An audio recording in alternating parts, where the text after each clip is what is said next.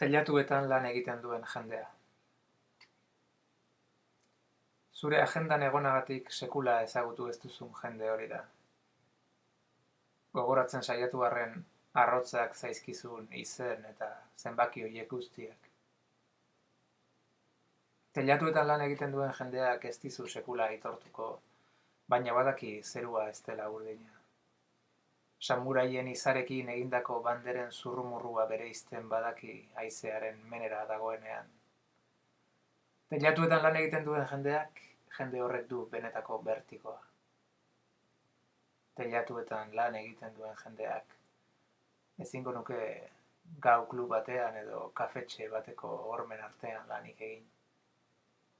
Teilaren bat aske egon daitekeen susmoa dutenean, trazatzen duten keinuak adierazten du teilatuetan lan egiten duen jendea, tango zalantzatien irakasle izan zela ezain aspaldiko bizitza batean.